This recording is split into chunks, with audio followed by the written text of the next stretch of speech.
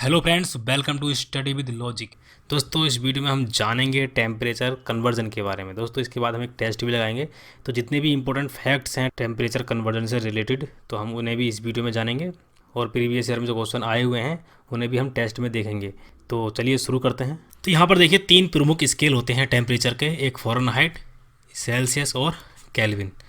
और भी स्केल होते हैं, लेकिन जो ज़्यादा इंपॉर्टेंट हैं, जो ज़्यादा फेमस हैं, वो ये तीनों हैं। ठीक है। तो देखिए, सबसे पहले मैं आपको बताऊंगा, जब ये सेल्सियस 0 डिग्री पर होता है तो फ़ारेनहाइट होता है 32 डिग्री फ़ारेनहाइट पर, और केल्विन 273 पर। तो हम शुरुआत इससे करेंगे, सेल्सियस से। तो हमने सेल्सियस से इसे दोनों को कंपेयर करा है। जब ये सेल्सियस 0 पर है तो फ़ारेनहाइट 32 पर, और ये 273 केल्विन पर। ठीक है। तो यहाँ पर देखिए आप, जब ये सेल्सियस में हम 0 से 100 तक जाते हैं तो इसके बीच में कितने पार्ट होते हैं? 100 पार्ट्स। तो ये छोटे छोटे यहाँ पर निशान देखोगे थर्मामीटर में आपने, तो यहाँ से यहाँ तक ये कितने होते हैं? 100। तो 100 डिग्री सेल्सियस यहाँ पर हो गया। और फ़ारेनहाइट में होता है दोस्तों ये 180 के बराबर। तो यहाँ पर देखिए, जब ये सेल्सियस 0 डिग्री सेल्सियस पर है तो फ़ारेनहाइट है 32 पर। और जब सेल्सियस पहुँच जाता है 100 डिग्री सेल्सियस पर तो फ़ारेनहाइट पहुँचता है 212 फ़ारेनहाइट पर। ठीक है, 212 डिग्री फ़ारेनहाइट पर। तो यहाँ से यहाँ तक जो इसके पार्ट्स हैं, तो ये है 180। यहाँ पर ये लिखा भी है। तो ये 180 छोटे छोटे पार्ट्स में डिवाइड है। ये 180, तो ये 100 डिग्री सेल्सियस के बराबर हैं। ठीक है। और दोस्तों, यहाँ पर है ये केल्विन। तो ये बहुत आसान है, सीधे हम सेल्सियस में अगर हम 273 जोड़ देते हैं तो वो केल्विन आ जाता है। तो यहाँ पर देखिए, 0 में हमने 273 जोड़ा तो ये 273 केल्विन आ गया। और इसी तरीके से 100 में अगर हम 273 जोड़ेंगे तो ये 373 केल्विन आ जाएगा। तो दोस्तों, काफ़ी आसान है सेल्सियस को केल्विन में बदलना और केल्विन को सेल्सियस में बदलना। यहाँ पर थोड़ा हमें फॉर्मूले का यूज़ करना पड़ता है, फ़ारेनहाइट से सेल्सियस में बदलना और सेल्सियस से फ़ारेनहाइट में बदलना। तो इसके लिए हम फार्मूला यूज़ कर लेंगे। फार्मूला भी काफ़ी आसान है। चलिए मैं आपको फार्मूला बनाना सिखाता हूँ, फार्मूला कैसे बनाते हैं। तो सबसे पहले देखिए, आप इन तीनों को लिख लीजिए, एफ, सी और के, फ़ारेनहाइट, सेल्सियस और केल्विन। तो सबसे पहले हम इनके बेस बराबर कर लेते हैं, मतलब इन्हें 0 पर ले आते हैं तीनों को। तो देखिए, फ़ारेनहाइट को अगर हम 0 पर ले आएंगे तो यहाँ पर ये 32 पर है। 32 को 0 बनाने में देखिए क्या घटाना पड़ेगा? 32 घटाना पड़ेगा। और सेल्सियस यहाँ पर देखिए 0 ही है, तो इसे 0 पर लाने के लिए 0 ही घटा देते हैं। और केल्विन, केल्विन यहाँ पर देखिए 273 पर है, तो 273 इसमें से घटा देंगे तो ये 0 बन जाएगा। यहाँ पर इक्वल का निशान लगा देते हैं क्योंकि हम यहाँ फॉर्मूला बना रहे हैं। तो सेल्सियस के देखिए कितने पार्ट्स होते हैं, यहाँ से यहाँ तक मैंने आपको कितना बताया था, यहाँ से यहाँ तक 100 पार्ट्स होते हैं। तो यहाँ पर लिख लेते हैं हम 100। ठीक है। और फ़ारेनहाइट में ये होते हैं 180 के बराबर, और केल्विन में भी ये 100 के बराबर होते हैं। तो इस तरीके से ये फार्मूला बन सकता है, बहुत आसान है। आपने देख लिया, इस तरीके से आप फार्मूला बना सकते हो। तो मैंने आपको बताया था, इन दोनों को अगर हम कन्वर्ट करते हैं एक दूसरे में तो वो बहुत आसान है। सीधे सेल्सियस में अगर हम 273 जोड़ देते हैं तो वो केल्विन आ जाता है, या केल्विन में से अगर हम 273 घटा देंगे तो वो सेल्सियस आ जाता है। इनका थोड़ा कठिन सा रहता है, तो इन्हें आप देख लीजिए, इन्हें थोड़ा याद कर लीजिए इन दोनों के फॉर्मूले को। अगर हम इन्हें अलग अलग लिखते हैं तो यहाँ पर देखिए, मैं अलग अलग लिख के बता देता हूँ। F-32/180 बराबर C-0, 0 लिखने की ज़रूरत नहीं है, अपॉन 100। तो यहाँ 0 से 0 कट जाएगा, और इसे अगर हम 2 से काटते हैं तो 2 × 18, यहाँ पर 2 पंजे 10। तो ये फार्मूला क्या आ जाता है यहाँ पर दोस्तों? तो वो फार्मूला बन जाता है दोस्तों, F-32/9 बराबर C/5। तो इससे आप डायरेक्ट निकाल सकते हैं। और दोस्तों, यहाँ पर देखिए आप 0 केल्विन देख रहे होंगे, इससे नीचे टेम्परेचर नहीं होता है, मतलब ये एब्सोल्यूट टेम्परेचर होता है, एब्सोल्यूट टेम्परेचर। हिंदी में इसे कहते हैं हम परम शून्य ताप।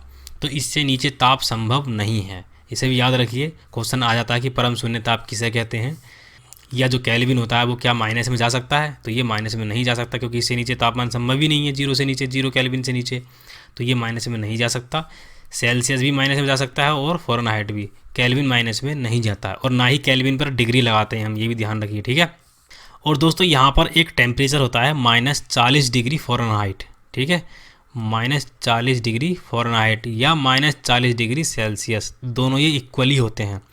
तो क्वेश्चन आ सकता है कि फ़ारेनहाइट स्केल और सेल्सियस स्केल में कौन सी वैल्यू बराबर होती है, कौन सा टेम्परेचर बराबर होता है? तो उसका आंसर क्या होगा? -40 डिग्री फ़ारेनहाइट किसके इक्वल होता है? -40 डिग्री सेल्सियस के इक्वल होता है। तो ये याद रखिए, बहुत इंपॉर्टेंट है दोस्तों ये। अभी टेस्ट में आगे मैं ये क्वेश्चन बताऊंगा, अभी देखते हैं आपको ये याद रहता है या नहीं। दोस्तों एक इम्पोर्टेंट फैक्ट्स और है, मैक्सिमम डेंसिटी ऑफ वाटर कितनी होती है दोस्तों? Maximum density of water, maximum density of water कितनी होती है? कितनी डिग्री सेल्सियस पर वाटर का जो घनत्व होता है सबसे ज़्यादा होता है? तो वो होता है दोस्तों 4 डिग्री सेल्सियस पर, याद रखिए। तो यहाँ पर देखिए मैं स्केल बना देता हूँ एक, ये 0 डिग्री है और यहाँ पर ऊपर होगा कहीं 100 डिग्री सेल्सियस, ठीक है। तो देखिए बॉइलिंग पॉइंट जो होता है वाटर का वो 100 डिग्री सेल्सियस होता है और फ्रीजिंग पॉइंट होता है 0 डिग्री सेल्सियस। तो इसलिए मैंने ये 0 डिग्री और 100 डिग्री सेल्सियस लिए हैं। तो 0 डिग्री सेल्सियस से नीचे जो पानी होता है वो ठोस अवस्था में होता है, बर्फ़ होता है, ये आप जानते होंगे। तो इससे नीचे ये ठोस अवस्था में है। इससे जब हम ऊपर बढ़ते हैं तो पानी तरल अवस्था में आ जाता है, 0 से ऊपर बढ़ेंगे तो पानी तरल अवस्था में आ जाता है। तो ये आप जानते होंगे कि जो बर्फ़ होता है, जब पानी बर्फ़ होता है तो उसका आयतन बढ़ जाता है और जब बर्फ़ से पानी बनता है तो उसका आयतन कम हो जाता है, ठीक है। और ये कम कहाँ तक होता है? ये होता है 4 डिग्री सेल्सियस तक। मतलब यहाँ से ऊपर जब हम बढ़ेंगे तो 0 डिग्री से ऊपर यहाँ पर तरल अवस्था में आ जाएगा, तरल अवस्था में जब आएगा तो उसका आयतन कम होना शुरू हो जाएगा। तो 4 डिग्री सेल्सियस पर उसका आयतन सबसे कम होता है, याद रखिए। और इससे जब हम ऊपर बढ़ते हैं तो इसका जो डेंसिटी होती है वो कम होनी शुरू हो जाती है, मतलब आयतन उसका बढ़ना शुरू हो जाता है। दोस्तों ह्यूमन टेम्परेचर को भी याद कर लीजिए आप। ह्यूमन टेम्परेचर कितना होता है? स्वस्थ मानव शरीर का टेम्परेचर कितना होता है? अगर हम सेल्सियस में बात करें तो ये 36.9 डिग्री सेल्सियस होता है और फ़ारेनहाइट की बात करें तो हम ये 98.6 डिग्री फ़ारेनहाइट होता है। अगर हम केल्विन की बात करें तो ये 310 केल्विन होता है।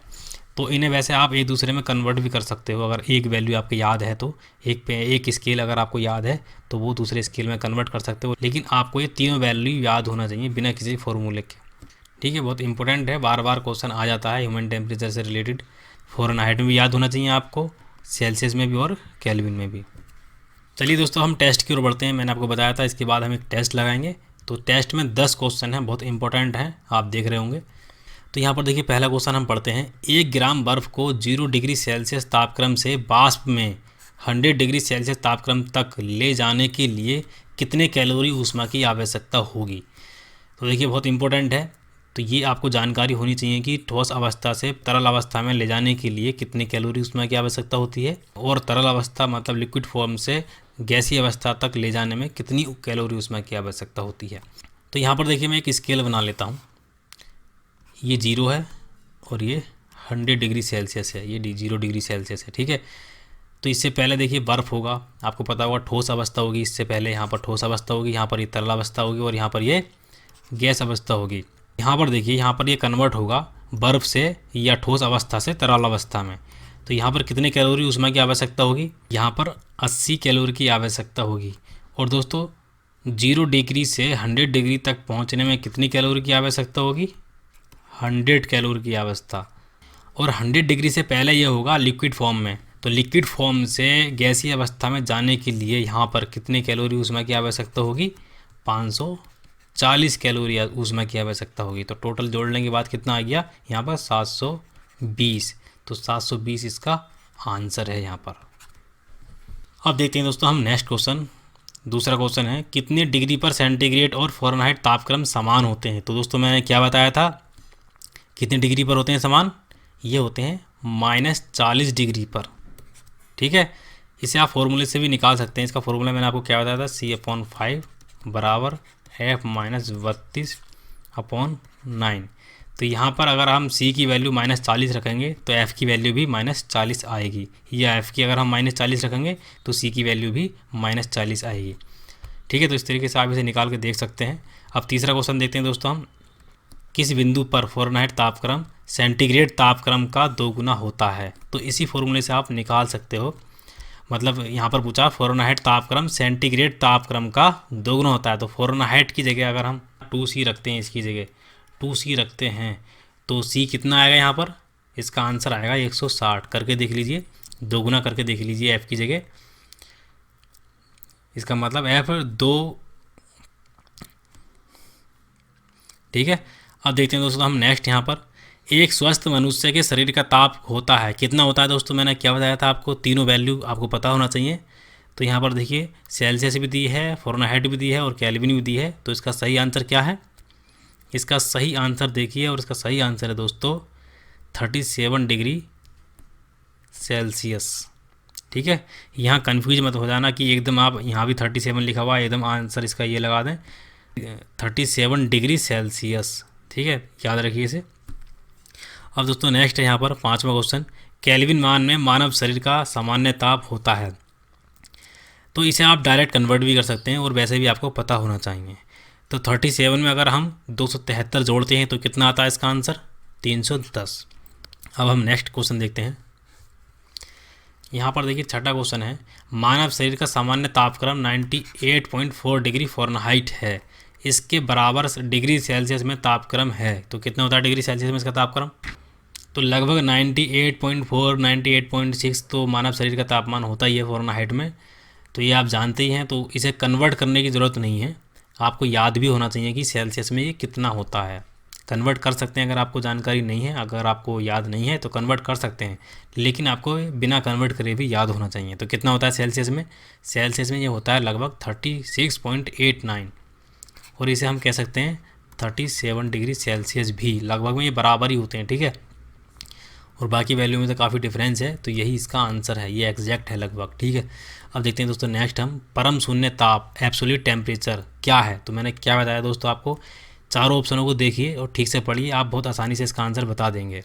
तो एब्सोल्यूट टेम्परेचर क्या होता है, न्यूनतम संभव तापमान, मतलब इससे नीचे तापमान संभव ही नहीं है। तो सबसे जो नीचे का तापमान होता है वो होता है परम शून्य ताप। इसका सही आंसर क्या है, ऑप्शन बी, सैद्धांतिक रूप से न्यूनतम संभव तापमान। अब नेक्स्ट है दोस्तों, जब बर्फ़ पिघलती है तब बताइए दोस्तों क्या होता है, आयतन बढ़ता है घटता है या द्रव्यमान बढ़ता है घटता है, क्या होता है।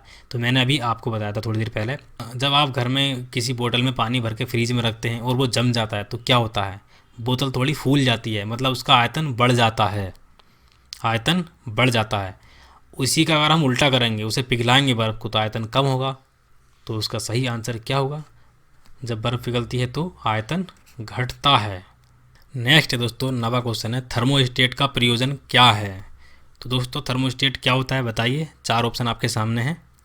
इसका सही आंसर है दोस्तों ऑप्शन सी, तापमान को स्थिर रखना। तो थर्मोस्टेट का कार्य होता है तापमान को एक समान बनाए रखना, जैसे कि फ्रीज में होता है, अगर हम तापमान बढ़ाना चाहते हैं तो बढ़ा भी सकते हैं और कम करना चाहते हैं तो कम भी कर सकते हैं। तो हम थर्मोस्टेट से क्या करते हैं, तापमान को नियंत्रित रखते हैं। ठीक है, अब दोस्तों नेक्स्ट है 10वां क्वेश्चन है, रेफ्रिजरेटर में खाद्य पदार्थ ताज़ा रखने हेतु सुरक्षित तापमान है। दोस्तों इसका सही आंसर पहले मैं आपको बता देता हूँ, इसमें से इसका सही आंसर है ऑप्शन ए, 4 डिग्री सेल्सियस। ठीक है, देखिए अंतर्राष्ट्रीय मानकों के अनुसार ये तापमान लगभग 36 डिग्री फ़ारेनहाइट से 38 डिग्री फ़ारेनहाइट तक है, और सेल्सियस में अगर हम बात करें तो 1.7 डिग्री सेल्सियस से 3.3 डिग्री सेल्सियस तक ये तापमान होता है। तो लगभग में दोस्तों यही है इसके बराबर, और बाकी तो बहुत दूर हैं, तो ये 4 डिग्री इसके बराबर हम मान सकते हैं लगभग में। ठीक है, तो इसका सही आंसर ऑप्शन ए है, 4 डिग्री सेल्सियस इनमें से। ठीक है, तो उम्मीद है दोस्तों ये वीडियो आपको पसंद आई होगी। अगर आपको ये वीडियो पसंद आई है तो इस वीडियो को लाइक कीजिए, शेयर कीजिए, और दोस्तों अगर आपने चैनल अभी तक सब्सक्राइब नहीं किया है तो इस चैनल को सब्सक्राइब करने के बाद बेल आइकन पर क्लिक कर दीजिए, जिससे कि आपको नेक्स्ट इंपॉर्टेंट वीडियो की नोटिफिकेशन मिलते रहेंगे। तो चलिए फिर दोस्तों मिलते हैं नेक्स्ट वीडियो में। Thank you.